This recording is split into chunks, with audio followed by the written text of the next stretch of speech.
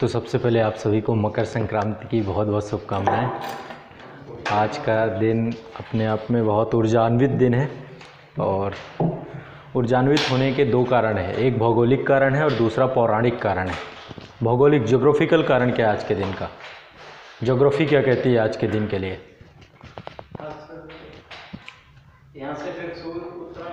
हाँ, जैसे कि आप लोगों को जानकारी है कि धरती जो है 23.5 डिग्री पर टिल्टेड है, तो 23.5 डिग्री उत्तरी अक्षांश को हम लोग कर्क रेखा बोलते हैं।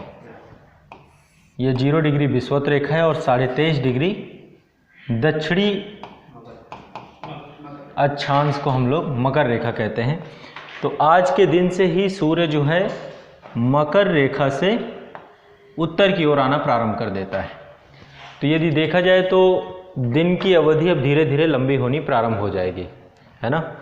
तो सबसे पहले प्रकाश का दिवस भी बोलते हैं। आज के दिन धीरे धीरे प्रकाश अब बढ़ना शुरू हो जाएगा। अभी तक रातें आपकी लंबी होती थी, धीरे धीरे रातें छोटी होने लगेंगी और दिन की अवधि बड़ी होती जाएगी।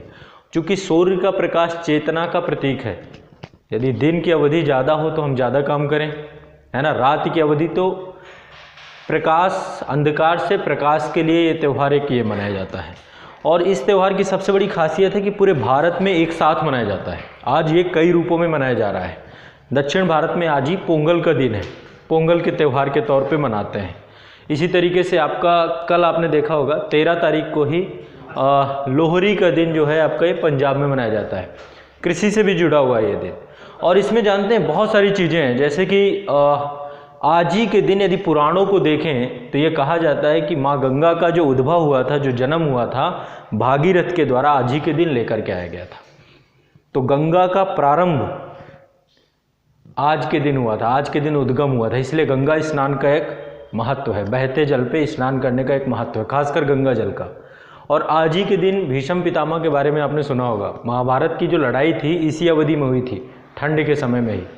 और भीष्म पितामह आज ही के दिन उन्होंने अपने प्राण त्यागे थे। तो इसीलिए आज के दिन को तर्पण का दिवन भी बोलते हैं। बहुत सारे लोग अपने जो हमारे पूर्वज हैं उनका तर्पण भी करते हैं, श्राद्ध भी करते हैं।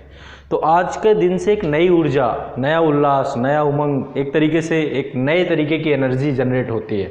तो हमें जो है इस दिन के साथ आप अपनी एक नई शुरुआत भी कर सकते हैं। प्रारंभ का दिन है आज। जो है मैं भी थोड़ा सा घर में सुबह से ही पूजा पाठ चल रहा था, तो सत्यनारायण की कथा सुनी जाती है। मैं वैसे हूँ तो आस्तिक आदमी, लेकिन थोड़ा सा तार्किक हूँ, विवेकशील जो आप होते हैं। तो धर्म के साथ साथ तर्क बहुत ज़रूरी है, आस्था बहुत ज़रूरी है। तो आज सुबह से पूजा थी, आज शाम तक पूजा है। आज शाम को ऑफिस में दीप यज्ञ होगा, मतलब कि दीप दान करेंगे। तो आज का दिन जो है एक तरीके से कहा जाता है कि दान का दिन है। आज व्यक्ति को दान करना चाहिए, जो आपने लिया उसे देना चाहिए समाज को। तो किसी भी तरीके का दान हो सकता है, ज्ञान दान कर सकते हैं आप, धन है तो धन का दान दे सकते हैं, अंश दान दे सकते हैं, श्रम दान दे सकते हैं, समय दान दे सकते हैं। तो आज देने का दिन भी है। यदि आपके हाथों से आज का कहते हैं एक प्रॉपर महत्व होता है, तो ये सब बनाया गया है और इनका अनुपालन भी करना चाहिए। आस्था और धर्म, हमसे ऊपर कोई शक्ति तो है, ऐसा तो है नहीं कि हम ही अंतिम हैं, हमारे ऊपर कोई नहीं है। तो आस्तिक व्यक्ति जो होता है, यानी यदि आप ईश्वर को मानते हैं तो अपने ऊपर बहुत सारी हमारी सत्ताएं हैं, सब उसी का है जिसने आपको दिया है, जो आपको संचालित कर रहा है ना। आज के टाइम पे आप देखेंगे तो जो देवता है ना आपको गुलाम से लगेंगे। जैसे कि मान लीजिए अब आपको हवा चाहिए तो आपने क्या किया, 1 मिनट लगेगा आपको, पंखा फैन की बटन दबाए, आपको वायु देवता बिल्कुल आपके सामने प्रकट हो जाएंगे हाथ जोड़ के कि बताइए कैसे कैसे हवा देना है। वायु देवता को आप कहीं भी ला के रख भी सकते हैं, यहाँ पे ला के रख दिया, अब इधर हवा देना, उधर नहीं देना, तो वायु देवता आपके गुलाम हो गए, रिमोट कंट्रोल पे हो गए।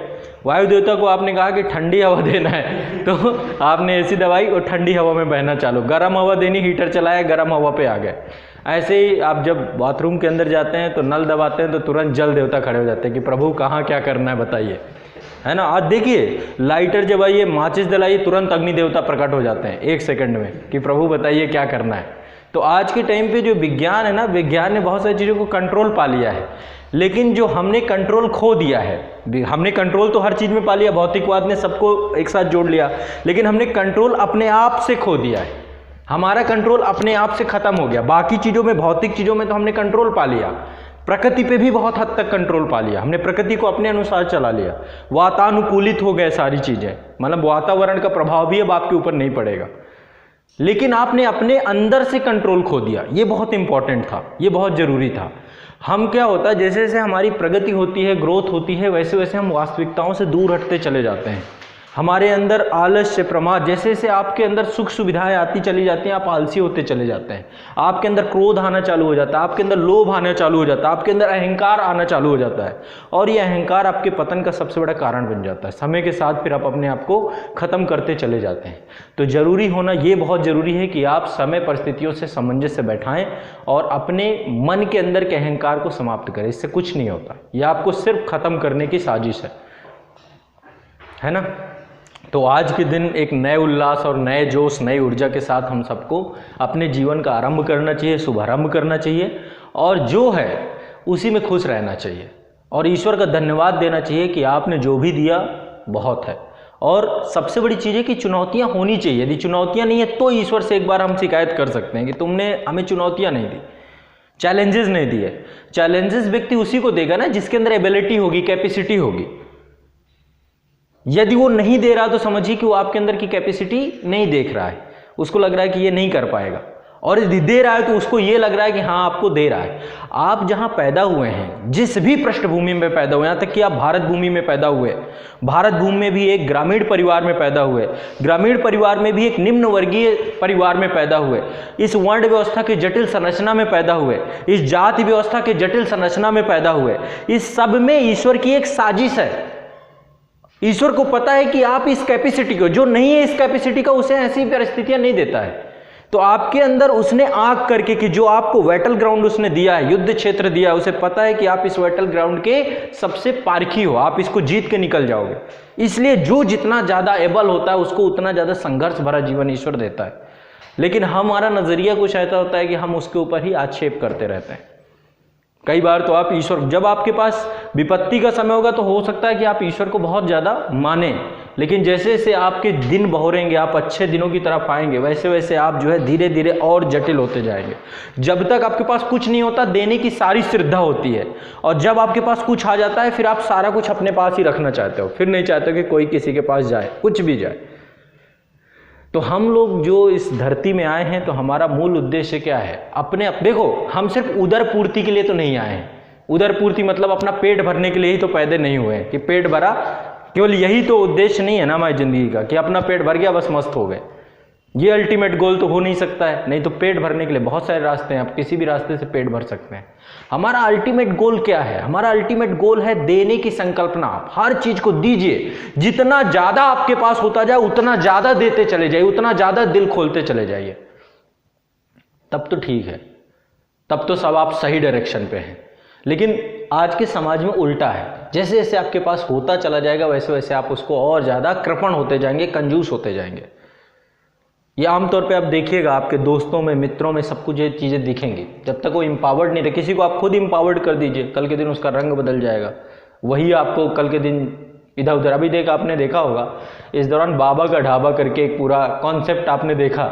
एक व्यक्ति आया, उसने मदद की। पहले बाबा की स्थिति क्या थी, एक केस स्टडी के तौर पर आप ले सकते हो। आज बाबा एक रेस्टोरेंट का मालिक बन गया, लेकिन उसने आक्षेप क्या लगाए? आज उसकी लाइफ स्टाइल रातों रात बदल गई। अपनी जमीनी हकीकत को हमें कभी नहीं छोड़ना चाहिए। जिस जमीन से आप उठ के आए हैं ना, वह, जैसे मान लीजिए कल के दिन आपके पास पैसा हो गया, सब कुछ हो गया, आप एक गांव में रह रहे हैं। हम लोग कई बार अपनी जड़ें छोड़ देते हैं, गांवों को छोड़ देते हैं, लगता है क्या है यहाँ पे कोई विकास नहीं, डेवलपमेंट नहीं, कुछ नहीं। भाई बचपन का विकास आपका वहीं हुआ है, आप ये शायद भूल रहे हैं। तो आपको कभी अपनी जड़ों को, अपने गाँव को, अपने माता पिता को, अपने उन मित्रों को जो आपके उस समय रहे संकट के समय, उनको नहीं छोड़ना चाहिए। ये बहुत जरूरी है। अपनी उस हकीकत से हमेशा परिचित रहना चाहिए, रूबरू रहना चाहिए हमें, तब तो ठीक है। यदि हम, लेकिन आज का समाज उल्टा हो गया है, इसमें गलती किसी और की नहीं है। समाज और सोसाइटी और समय के साथ परिस्थितियां बदलती हैं, कुछ ऐसा ही है।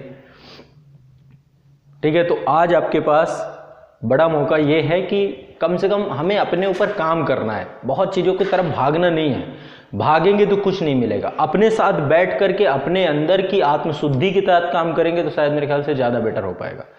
कई बार भौतिकता के पीछे भागते हैं और परेशान और हो जाते हैं। जितना भागोगे उतना परेशान होगे, ये चीज़ ही ऐसी है, उतनी दूर भी जाती जाएगी आपसे चीज़। इसलिए अपने कर्म क्षेत्र में, बैटल ग्राउंड पे अपने लगे रहना है। जो ईश्वर ने दिया उसका धन्यवाद करना है। डेली पेट भर तो रहा है, भोजन तो जा रहा है ना आपके पेट में, ऐसा तो हो नहीं रहा किसी भी दिन भगवान आपको भूखा छोड़ता हो। किसी न किसी कारण से आपके अंदर भोजन पहुंच रहा है, आपको सारी सुविधाएं मिल रही हैं, सुख सुविधाएं मिल रही हैं, आप जिंदा हो, सबसे बड़ी बात तो ये है ना। तो इन सब चीज़ों को यदि हम देखें तो ज़्यादा बेहतर होता है। और यदि हम इन्हीं चीज़ों को नहीं, तो हमारे इतिहास में आप देखिए खुद ही कि लोगों ने कैसे अपने जीवन न्यौछावर कर दिए। लोगों का कोई उसमें किसी भी तरीके से कोई स्वार्थ नहीं था, निस्वार्थ नहीं था, लेकिन वो अपने प्राण न्यौछावर करके चले गए। कभी उन्होंने सोचा भी नहीं कि कल के दिन हम क्या देखेंगे। यदि ये जिस दिन आ जाती है ना ये भावना, उसी के बाद हम बिगड़ना चालू हो जाते हैं। लेकिन आमतौर पे आजकल का समाज पूरा चेंज होता है और इसीलिए समाज के नैतिक मूल्य बदल रहे हैं।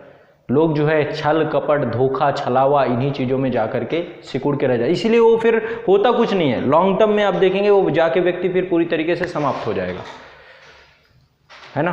तो चलिए प्रारंभ करते हैं जो हमारी विषय वस्तु है। एक